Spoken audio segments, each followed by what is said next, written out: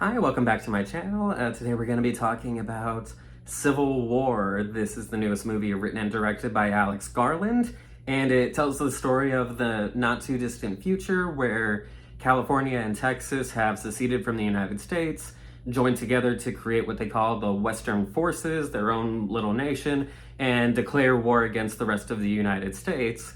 And the movie picks up a few years into that Civil War, and we follow a group of journalists traveling across the country to go and interview the president as they feel like the war is about to come to an end. Now, this being an Garland movie, this is the guy who brought us, Annihilation, Ex Machina. You know going in that the movie is going to be gorgeous to look at, and it absolutely is gorgeous to look at. The cinematography in this movie is breathtaking. It is so unique and strange to look at times, but it's never so strange that it pulls you out of the movie. The movie does a really, really great job at sucking you into the world. Another big part of that is the sound design in this movie. The sound design is the reason that you go and see this movie. There's not a lot of action in this movie, and we'll get into that in a second, but when action is going down, when you are in the middle of the war zone and bullets are flying, it is some of the most realistic sounding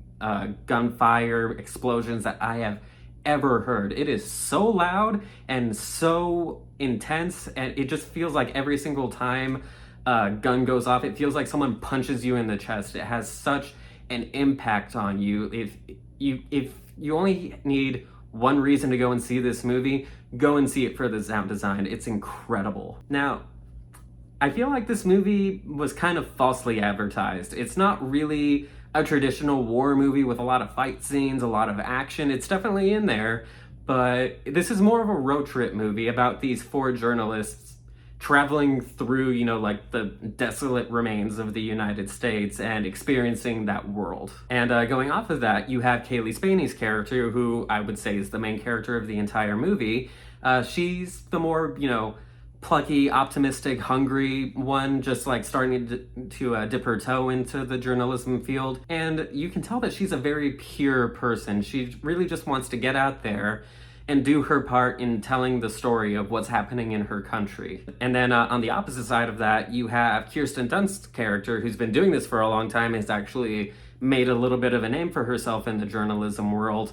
And she's just completely lost all hope in humanity, basically. She's very nihilistic, she's very jaded, which is understandable when you come to learn some of the things that she's seen and experienced. And they do a really great job at building this relationship between those two characters, where you can definitely tell that Kirsten Dunst sees a lot of herself, like her young self, in Cailee Spaeney's character, and wants to kind of shield her from the horrific reality of what they're going into, but just kind of can't.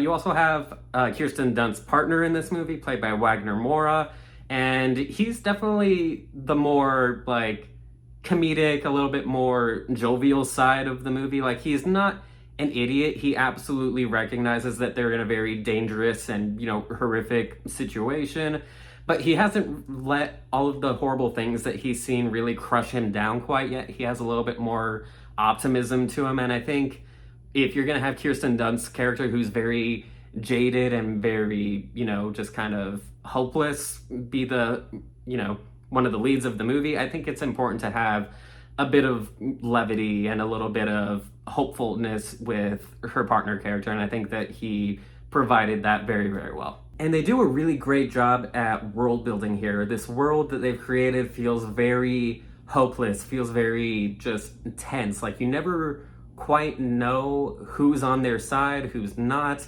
You can tell that, just the regular everyday folks that are just living in this world, none of them want to be there. They're all miserable, and they do a really, really great job at creating a familiar looking and feeling world, but just, elevating it. And when the tense scenes go down, they are incredibly tense. I'm talking to you, Jesse Plemons, who once again shows that he might just be the best actor if you need a kind of just, off-putting, terrifying character. But yeah, when people are in danger in this movie, you really feel the danger. You really feel like you're in a war zone with them. I feel like especially in a war movie, sometimes that can come across as a little cheesy and a little bit overblown.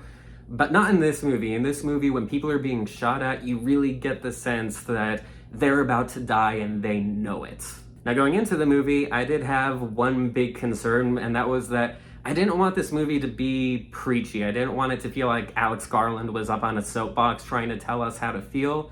And thankfully, it's definitely not that. There's a lot of ambiguity in this movie. There's a lot of different ways that I feel people could interpret the story. It's a movie that's designed to make you think. It doesn't do the thinking for you. And I also like that it didn't portray the Western forces and the United States as so clear-cut. These are good guys, these are bad guys, black, white. You never even really discover why those states seceded. You never really find out if they're more left-leaning, if they're more right-leaning. There's never a point in this movie where it feels like Alex Garland is saying, you know, this side good, this side bad. It's more so a story about the brutality that humans can inflict on one another. And I think that if it had gone that other route, it would have been a much more miserable movie to get through. And I think that the way that they handled it was very, very well done. Now, as far as the movie as a whole goes, I think it's great. I think it's a great movie. I think Alex Garland definitely had a story, an idea, and a message that he wanted to get across with this movie. And I think that he pulled that off very well.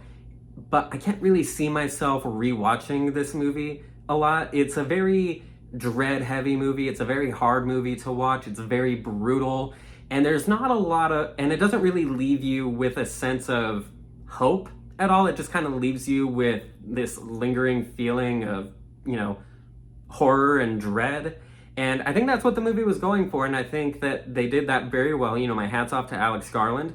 But you have to be in the right mood to watch a movie like that over and over again, and I just can't really see myself watching this movie more than the one time. That being said, I do recommend everyone go out and see it. I think that it's a very good movie for everyone to see. I think that it's going to be a lot of fun hearing other people's interpretations on what they thought the movie was. It's just, you need to know going into it. This is not an easy movie to watch. It wasn't designed to be an easy movie to watch, but you have to go in with the right mindset and the right mood. If you go into this movie already kind of having a bad day, I feel like you're just going to be miserable the entire time watching it. All right, I think that's about it for this one. If you've seen it, please let me know in the comments what you think the message and like the general themes of the movie that Alex Garland was trying to get across. I'm very curious to see if they're different from mine, if they're, you know, the exact same as mine. Please let me know what you thought, and I will see you in the next time.